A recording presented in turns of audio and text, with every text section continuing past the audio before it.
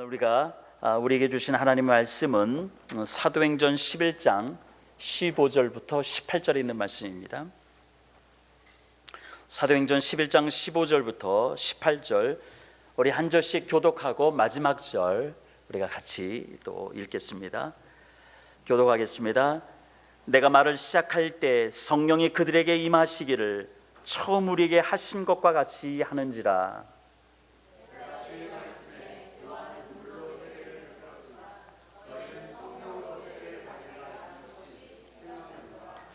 그런즉 하나님이 우리가 주 예수 그리스도를 믿을 때 주신 것과 같은 선물을 그들에게도 주셨으니 내가 누구이기에 하나님을 능히 막겠느냐 하더라. 그들이 이 말을 듣고 잠잠하여 하나님께 영광을 돌려 이르되 그러면은 하나님께서 이방인에게도 생명 얻는 회개를 주셨도다 하니라. 아멘. 저는 이 말씀을 가지고 마음의 창에 무엇을 담을 것인가 라는 제목으로 함께 은혜의 말씀을 나누도록 하겠습니다. 우리가 보통 아침에 일찍 일어나면은 시원한 공기를 집 안으로 들이기 위해서 창문을 엽니다. 그래서 그 창문을 통해서 우리가 밖을 바라보죠. 근데 우리가 창문을 통해서 밖을 내다볼 때 우리가 보는 것은 그 창만큼의 세상을 바라보게 되는 것이죠. 좀 더 우리가 창 가까이 가서 고개를 이리저리 돌리다 보면은 우리가 또 여러 가지를 볼 수 있지만은 결국은 우리가 창틀만큼의 세상을 우리는 볼 수밖에 없는 것입니다. 우리는 흔히 나는 마음이 넓고 생각이 깊어서 세상이나 사람들을 있는 그대로 객관적으로 나는 보고 판단한다고 우리는 생각을 합니다. 그런데 실상은 나의 그 프레임을 통해서 우리가 채색되고 왜곡된 세상을 보기도 하고요, 그리고 사람을 우리가 보기도 합니다. 우리가 자녀들을 키우면서 흔히 자녀들의 그 있는 모습 그대로를 내가 인정하고 존중해 준다라고 말하고 있지만은 사실은 자녀들을 우리가 내가 가지고 있는, 부모가 가지고 있는 그 자신의 프레임을 통해서 우리가 자녀들을 판단하고 또 가르칠 때가 많이 있습니다. 그러다 보니까 소통이 잘 자녀들과 안 될 때가 종종 여러분들도 경험해 왔을 것입니다. 이 프레임이라고 하는 이 사전적인 의미는 어떤 틀, 어떤 테두리를 이야기합니다. 근데 이것을 심리학에서는 이 프레임이라고 하는 단어를 세상을 바라보는 마음의 창이다라고 그렇게 정의하고 있습니다. 그렇기 때문에 우리는 최상의 마음의 창을 우리가 가질 수 있도록 우리는 순간순간 재무장해야 하는 것이죠. 왜냐하면 내 마음의 창에 무엇을 담느냐에 따라서 세상이나 사람을 보는 눈이 달라지고요, 그리고 하나님의 생각, 하나님의 그 마음에 우리는 더 가까이 갈 수 있기 때문에 우리는 우리의 마음의 창에 무엇을 지금 담고 있느냐를 우리 늘 점검해야 되고 우리는 다시 한번 재무장해야 된다는 것입니다. 그럼 여러분의 마음의 창에는 지금 무엇을 담고 있습니까? 우리 모두는 예수 그리스도라고 하는 그 본질을 우리는 마음의 창에 담고 있습니다. 우리가 예수 그리스도라고 하는 이 본질을 마음의 창에 담을 때 우리는 그 하나님의 사랑, 그 하나님의 마음을 우리는 잘 파악할 수 있는 것이고, 또 그래서 그 하나님의 마음으로 우리가 세상을 보고요, 또 내 옆에 있는 사람을 볼 수 있게 되는 것입니다. 그런데 이처럼 여러분의 그 신앙의 그 마음의 창에 이러한 본질, 이 본질이 아니라 우리가 신앙생활하는데 아무 의미 없는 비본질적인 것이 채워지기 시작하면요, 우리가 그 비본질적인 것 때문에 아무것도 아닌데 교회 안에서 다툼이 일어나기도 시작하고요, 성도들끼리 마음이 불편해지기 시작합니다. 물론 가정에서도 그렇고요. 그리고 남을 판단하고 자기 중심적으로 세상과 사람을 바라보게 되는 것이죠. 오늘 읽은 말씀의 배경이 되는 구절이 사도행전 11장 1절에서 3절 말씀입니다. 보면은 유대에 있는 사도들과 형제들이, 이방인들도 하나님의 말씀을 받았다 함을 들었더니 베드로가 예루살렘에 올라갔을 때 할례자들이 비난하여 이르되 네가 무할례자의 집에 들어가 함께 먹었다 하니, 바로 이 말씀이 오늘 저희들이 읽은 말씀의 배경이 되는 말씀입니다. 이 가이사랴 고넬료의 집에 일어난 일이 그 유대에 있는 사도들과 형제들에게 들렸다라고 기록하고 있습니다. 여러분은 이미 생명의 삶을 통해서 지금 베드로에게 나타난 환상이 어떤 것이고, 그리고 고넬료에게 나타난 환상이 어떤 것이고, 그리고 그 고넬료가 베드로를 자신의 집에 초청해서 자신의 집에 함께 모였던 자들 가운데 어떤 역사가 일어났는지는 아마 여러분이 이미 머릿속에 우리 말씀을 이미 지난주에 묵상했기 때문에 있을 것입니다. 자, 이 고넬료의 집에 일어났던 그 일이 이 예루살렘에 있는 유대인 사도들과 형제들이 들었다라고 이야기하고 있습니다.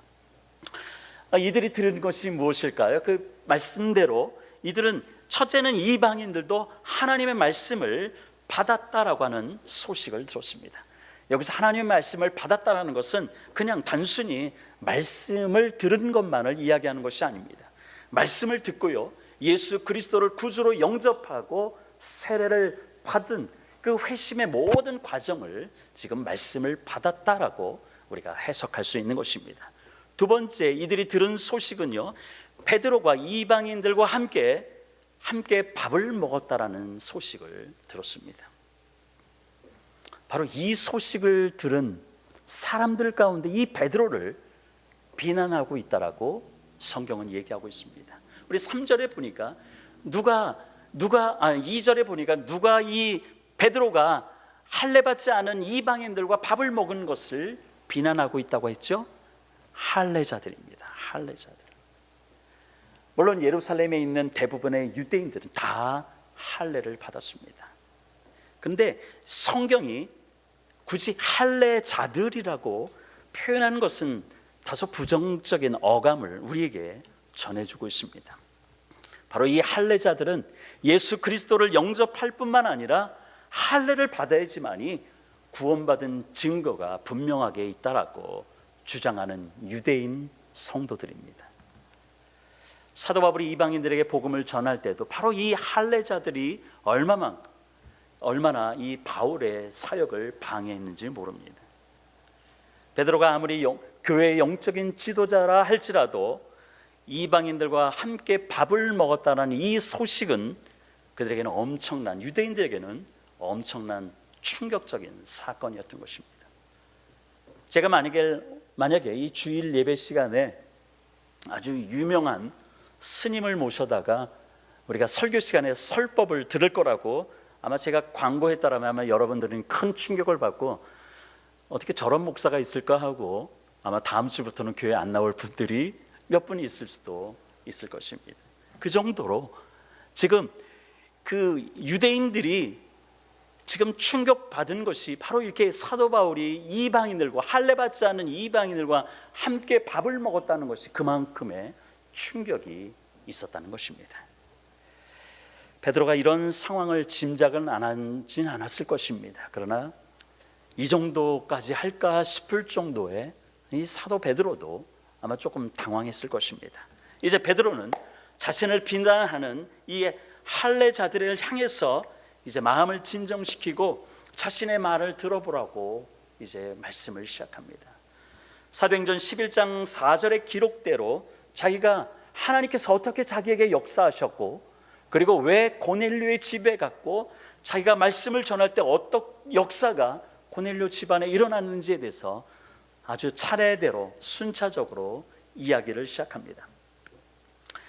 여러분이 사도행전 10장과 11장에서 이미 묵상한 대로 각종 짐승이 담긴 그 그릇이 하늘에서 내려오는 환상을 베드로가 보았습니다. 그리고 그 그릇에 담겨 있는 각종 짐승들을 그 음성에는 이것을 다 먹어라라고 그런 음성을 듣습니다. 그런데 이 잡아먹으라는 그 명령에 베드로는 내가 속되고 부정한 것은 한 번도 지금까지 먹은 일이 없었다라고 얘기하면서 그 하나님의 음성에 거절을 합니다. 물론 레위기서 11장에 보면 하나님께서 그 이스라엘 백성들에게 명령할 때 먹을 짐승이 어떤 것이고 먹지 말아야 될 짐승이 어떤 것인지를 분명하게 구별해 놓으셨습니다. 그렇기 때문에 유대인들은 이 말씀에 순종해서 그들은 부정적인 음식, 하나님께서 금하신 음식들은 결코 입에 대지 않은 것입니다. 이 베드로도 이 환상 중에 보인 그 짐승들을 보니까 부정한 것도 있고 부정하지 않은 그릇이 있지만은 내가 이것을 다 잡아 먹으라고 했을 때 나는 부정적인 것, 속된 것은 내가 지금까지도 입에 대지 않았고 아무리 명령이라도 나는 그것을 먹을 수 없습니다라고 지금 사도 베드로는 그렇게 반응하고 있는 것입니다. 이처럼 베드로가 먹을 수 없다라고 말할 때 다시 한번 하늘로부터 음성이 들려옵니다. 하나님께서는 내가 깨끗하게 한 것을 네가 속되다고 부정하다라고 말하지 말라라고 하나님의 음성이 들려옵니다. 지금 베드로가 하늘에서 내려온 그 짐승이 담긴 그 환상을 본 것과 그리고 그것을 먹으라는 하나님의 음성, 그리고 베드로는 그것에 대해서 거절하지만 하나님께서 다시 주시는 그 반응은 바로 이 고넬료와 그의 집에 모인 사람들에게 일어난 사건을 이해하는 데 아주 중요한 포인트가 될 수 있습니다. 우리가 기억해야 될 것은, 우리가 여러분들이 성경을 묵상할 때마다 늘 기억해야 될 것은 성경에 반복적으로 이야기하는 부분들이 나옵니다. 이 반복적으로 성경이 이야기할 때는 그것은 바로 분명한 의도가 있기 때문에 우리에게 말씀하고 있는 것이죠. 그래서 사도행전 10장과 11장에서 이 환상 이야기가 반복적으로 이야기되는데 바로 그 이유는 바로 고넬료 집에서 일어났던 그 사건의 배후에는, 하나님의 그 성령의 역사의 배후에는 하나님이 하신 일이다라고 하는 것들을 나타내기 위한 것이죠.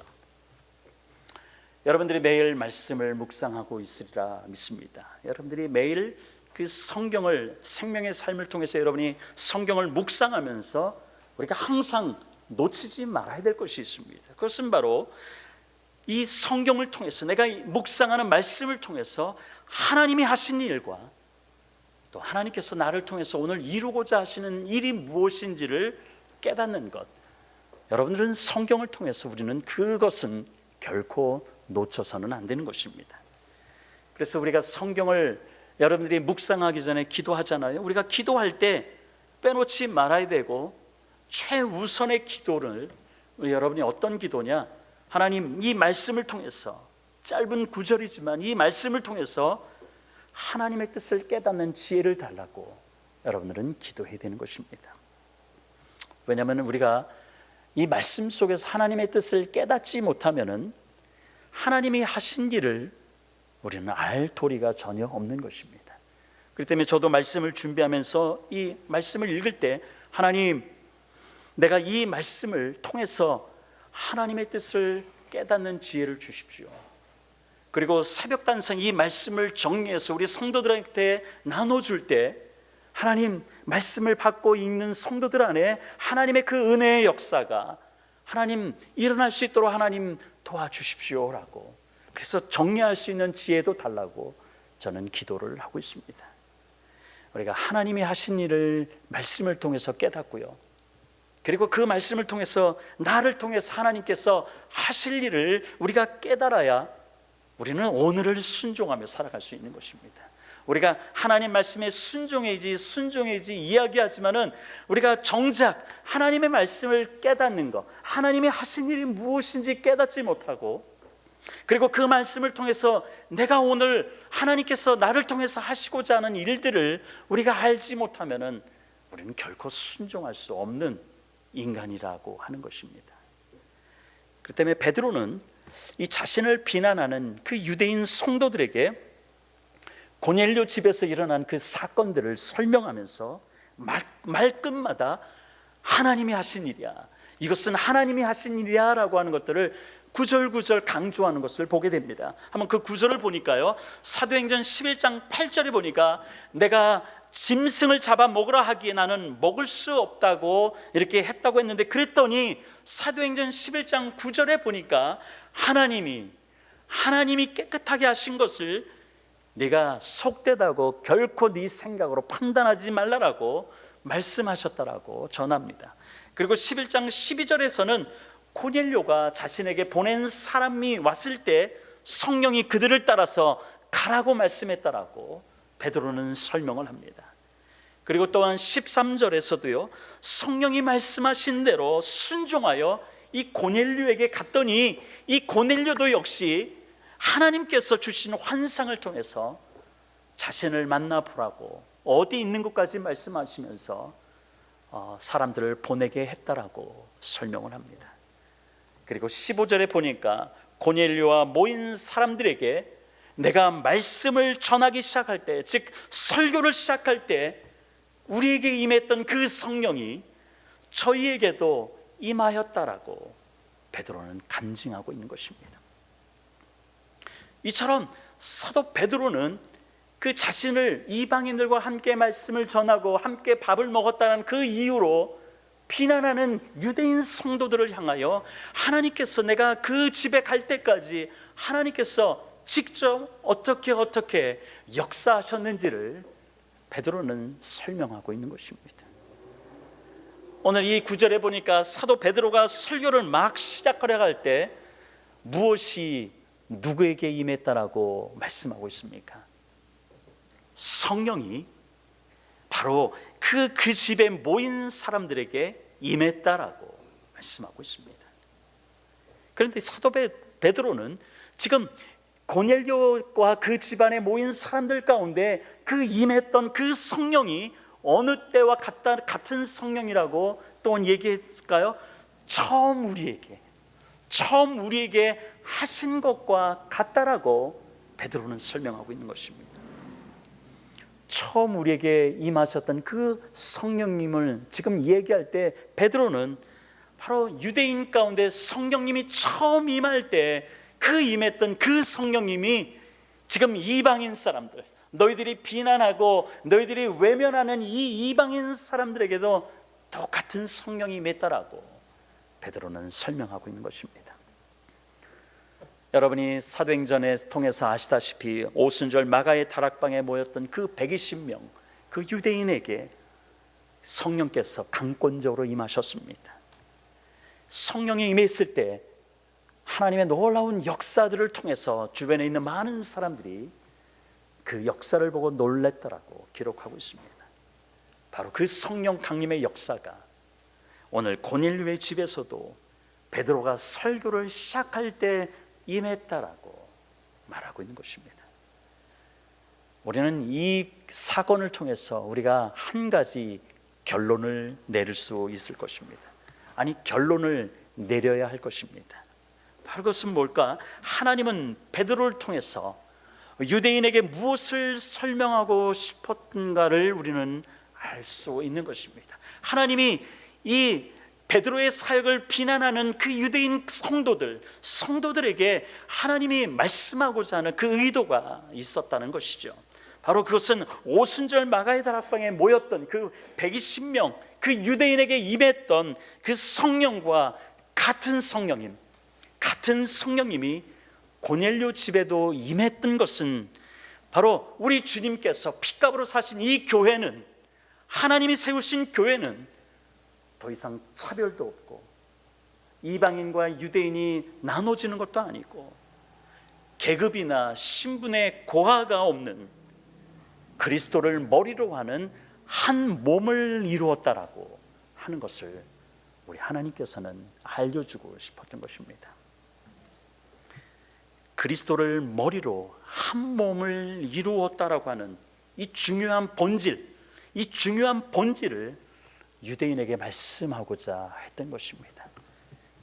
그 베드로를 비난했던 그들은 이 하나님께서 세우신 교회 공동체는 하나님 안에서 하나다라고 하는 것들을, 이것이 본질인데 그들에게는 그 마음의 창에 이 본질을 담지 않았고 비본질적인 것, 그들이 전통적으로 내려왔던 유대인이 이방인에 대해서 비난하고 상종도 안 하는 그 비본질적인 것이 마음의 창에 가득했기 때문에 그들이 보는 눈은 여전히 그들을 비난하고 말씀을 전하는 자들을 비난하고 함께 밥을 먹었다는 이유로 베드로를 비난했던 것입니다. 여러분 기억하시길 바랍니다. 주님께서는 이 핏값으로 사신 교회가 바로 코로나 은혜 한인교회입니다.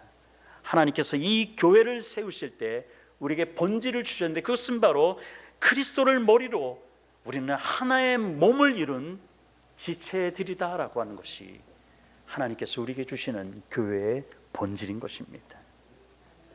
우리가 몸이 어디 한 부분이라도 아프기 시작하면 어떤가요? 몸 전체가 아프기 시작하는 거죠. 그래서 우리가 성도들을 바라볼 때 우리 성도들 안에는 믿음이 연약한 자들이 있습니다. 믿음이 떨어지는 자들이 있습니다.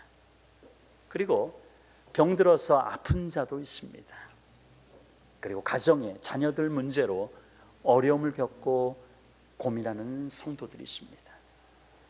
바로 이러한 사람들을 볼 때 우리는 그냥 나와 너 이것이 아니라 한 몸이라고 하는 마음을 가질 때 우리는 같은 마음을 품고 그들을 위해서 우리가 날마다 기도할 때 붙잡고 기도하는 것입니다.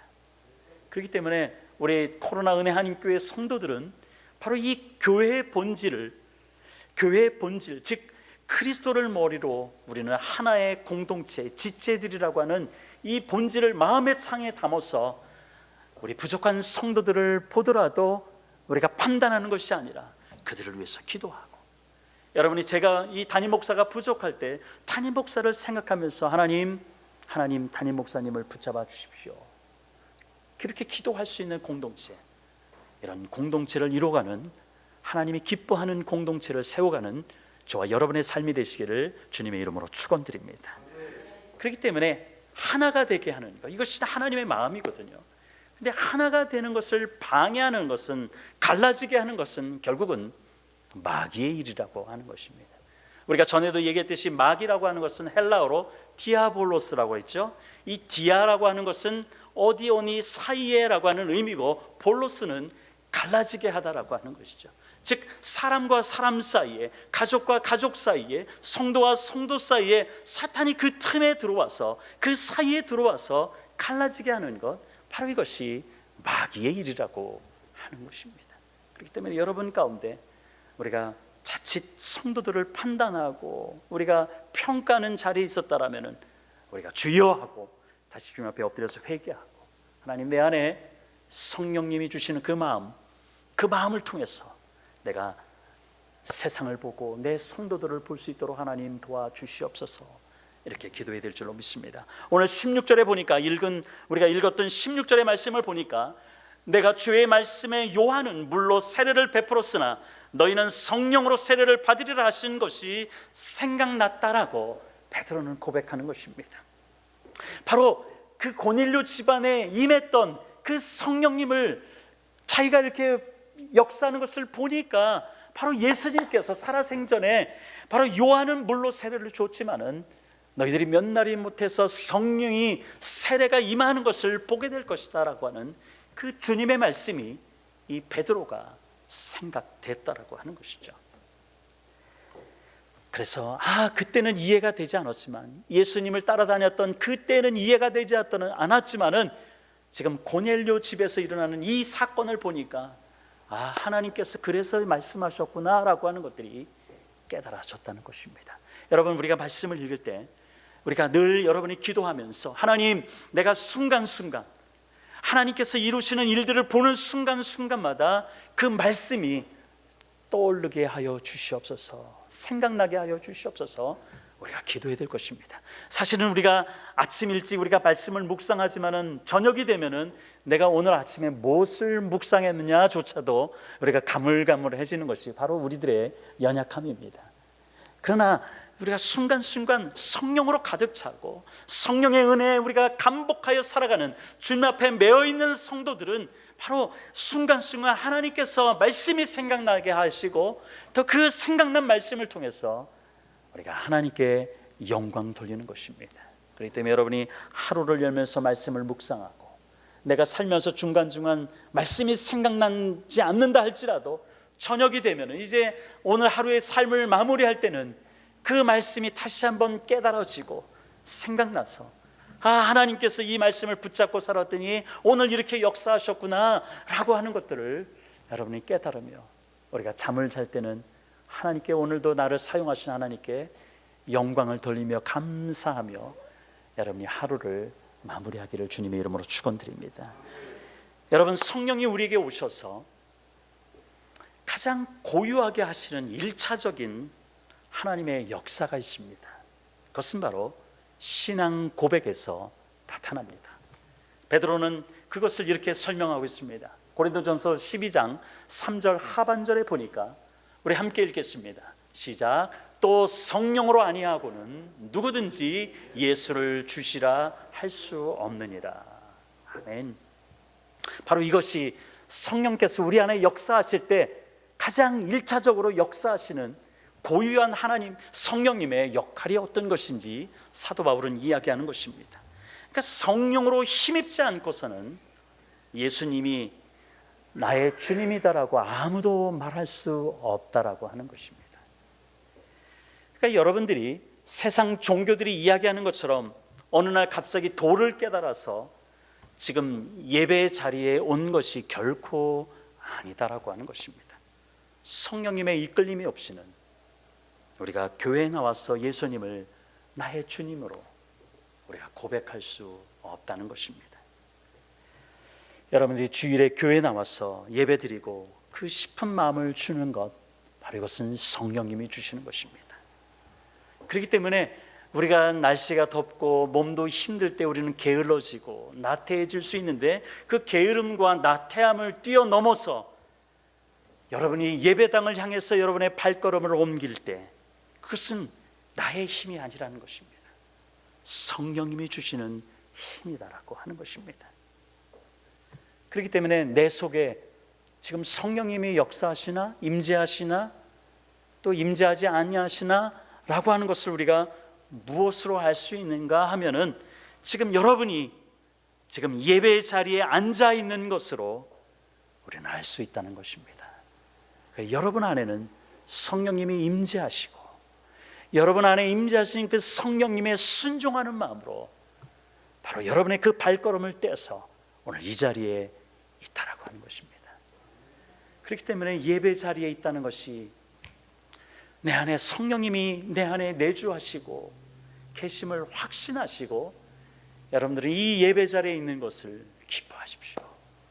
그래서 목사로서 이 예배 자리를 잘 이렇게 나오지 못하고 어려워하고 게으르고 나태하고 이런 성도들을 볼 때마다 참 이렇게 기도하지 않을 수가 없는 거예요. 하나님, 저희들의 나태함과 게으름들, 연약함들 하나님 뛰어넘어서 성령님이 저희들 가운데 임재하고 계시다라면 하나님, 저희들이 예배 자리에 나와서 주님 앞에 감사하고 또 주님으로부터 말씀을 통해서 도전을 받아서 한 주간을 내가 어떻게 살아갈 것인가를 결단하는 시간을 가질 수 있도록 하나님, 저들 속에 역사하여 주십시오라고 기도하고 있습니다. 여러분들이 성령 충만함을 위해서 우리가 한 음성으로 기도하고 있는데 우리가 성령 충만하다는 것을 우리가 오해해서는 안 되는 것이 있습니다. 그것이 뭐냐?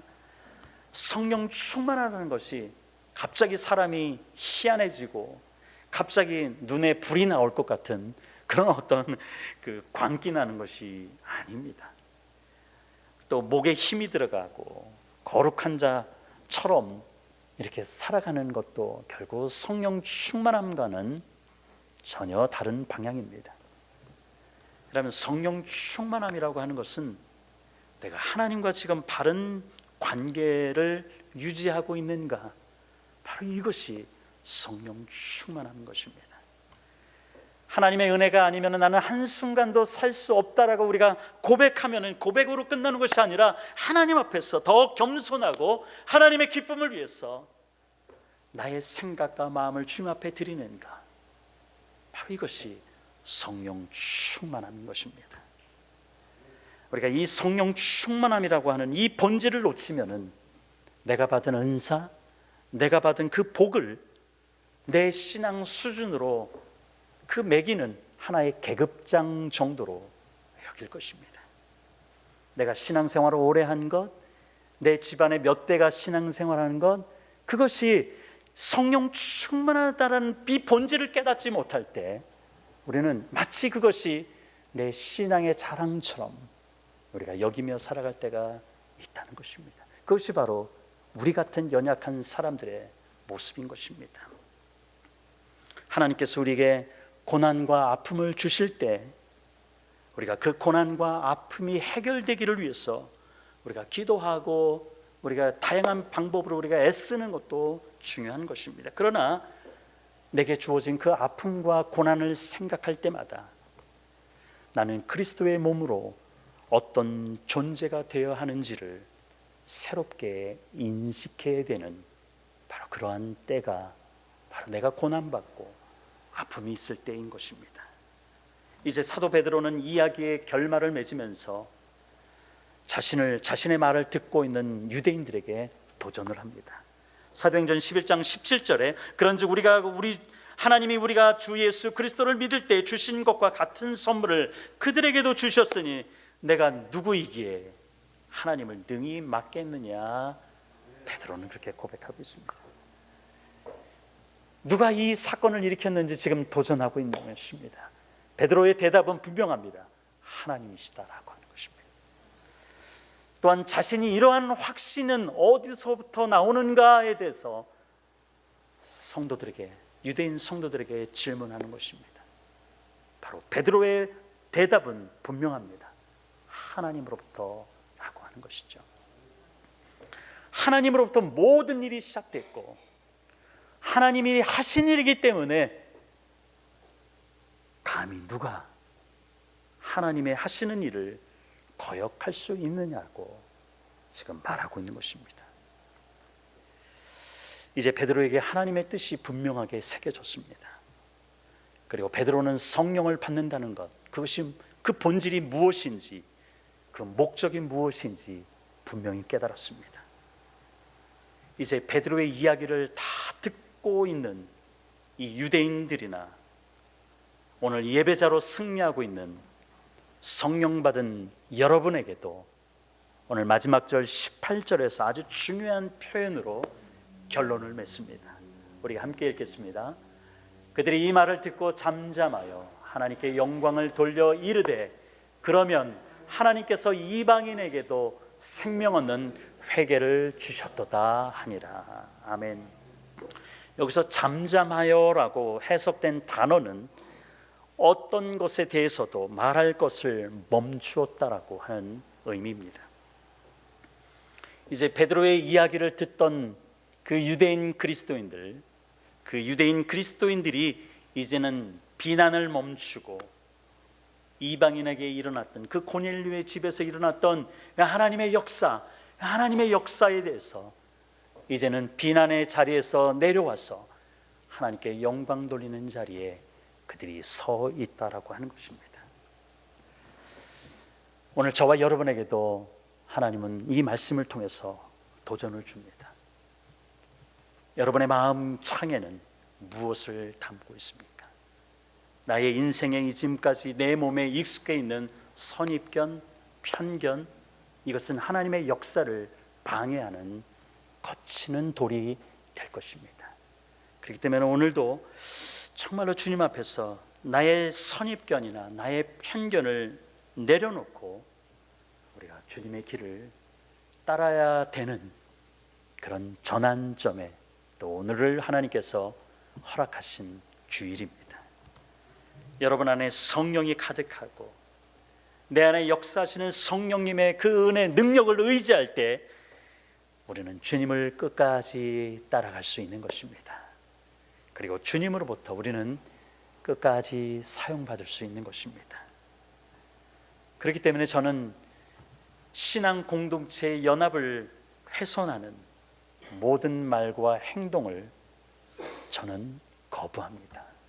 그렇기 때문에 우리가 정말로 이 한 성도들을 주님이 나에게 보내주신 영혼이다라고 생각하고 내 마음 가운데 그 하나님의 복음의 본질인 예수 그리스도를 내 안에 담고 하나님의 마음, 나를 오늘도 나에게 이 새로운 날을 허락하신 기회로 주신 이 하루를 하나님의 생각을 어떻게 내가 표현할 것인가를 우리가 오늘도 결단하면서 이 한 주간의 일상 가운데 여러분 한 사람 한 사람이 세상과 내 이웃을 바라보는 마음의 창에 오직 복음의 본질, 성령 충만함의 이 본질을 채울 수 있게 되기를 주님의 이름으로 축원드립니다.